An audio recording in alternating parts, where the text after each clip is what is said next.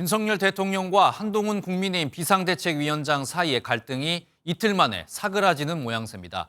국회팀 장명훈 기자와 자세한 내용 이야기해보겠습니다. 어서 오십시오. 네. 장 기자, 우선 어제 이 두 사람이 직접 만났지 않습니까? 네. 앞서 저희가 리포트에서 소개를 해드렸는데 네. 어제 상황 좀 화면을 보면서 자세히 설명을 좀 해주시죠. 네, 어제 영하 10도를 비토는 한파였죠. 서천은 더군다나 눈도 많이 왔었는데요. 화재 현장에 도착한 한동훈 비대위원장 모습을 잠깐 보시면요. 이 맹추위 속에 얇은 민방위복만 입고 추위에 덜덜 떨면서 누군가를 기다리는 모습이었습니다. 네, 어제 저 화면을 보면은 굉장히 날씨가 추웠잖아요. 네네. 얇은 민방위복만 입고 조금 누군가를 기다리는 모습인데 이 대통령과의 만남이 미리 사전에 좀 조율이 되어 있었습니까? 네, 어제 오전에 한동훈 비대위원장이 낮 1시쯤 화재 현장을 방문하겠다는 일정이 잡혔고요. 네. 이어서 윤 대통령의 방문 일정이 출입 기자들 사이에서 공지가 됐습니다. 당초 알려지기에는 3시였는데 대통령실이 시간을 앞당긴 걸로 알려졌습니다. 한 위원장 역시 출발할 때까지만 해도 만남을 예상하지 못했던 것으로 전해지는데 대통령실에서 시간을 한동훈 위원장에게 최대한 맞춰준 것으로 보입니다. 말씀하신 걸 정리해보면 대통령실이 한동훈 위원장 일정에 시간을 맞춘 것으로 보이는데 네. 어떤 배경이 있습니까?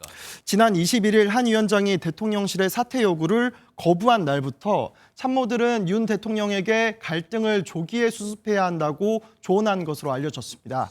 갈등이 심화한다면 대통령의 리더십 손상도 불가피하다는 의견이 있었던 것으로 보이고요. 여기에 친윤계 의원들의 전방위 설득에 완강한 입장을 고집하던 윤 대통령도 결국 갈등 봉합을 수용한 것으로 알려졌습니다. 대통령실 고위 관계자는 한 비대위원장과의 갈등으로 소모전이 계속되면 총선을 앞두고 당이 버틸 수 없다는 의견을 수용한 것이라고 배경을 설명했습니다. 네, 저희가 앞서 리포트에서도 잠깐 설명을 해드렸지만 국민의힘 내부 분위기도 하루 만에 많이 바뀐 것 같습니다. 네, 일단 한동훈 비대위원장을 저격하던 친윤계 의원들이 침묵했습니다. 네. 한 위원장을 몰아세우던 이용 의원 등 친윤계 의원들은 당초 예정했던 비판 기자회견을 취소했고 친윤 핵심 이철규 의원도 갈등 진화에 나섰습니다. 우리 한동훈 위원장께서도 이걸 몰카 공작이라고 정의를 했지 않습니까? 그렇기 때문에 근본적 인식에 다름이 없습니다. 네, 그리고 갈등의 단초가 됐던 김경률 비대위원도 SNS에 해명글을 올렸는데요.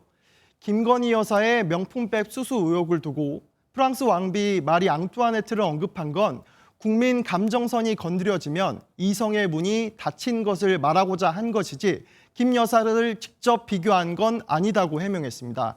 하지만 현재 이 글은 삭제된 상태인데요. 당 관계자는 논란의 발언이 자꾸 회자되는 게 좋지 않다고 보고 내린 것 아니겠냐고 했습니다. 네, 하지만 이 갈등이 시작된 이 근본적인 원인은 아직 해결됐다고 보기는 좀 어렵지 않습니까? 네, 그렇습니다. 두 사람의 충돌의 근본적인 원인들은 완전히 사라진 건 아닙니다. 네.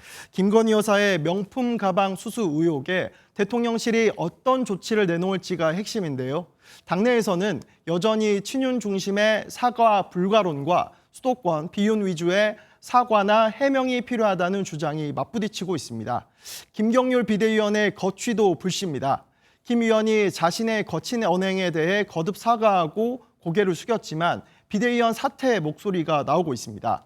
만약 김 의원이 사퇴한다면 한 비대위원장 리더십에 금이 갈 수밖에 없다는 점은 부담 요소로 남아 있습니다.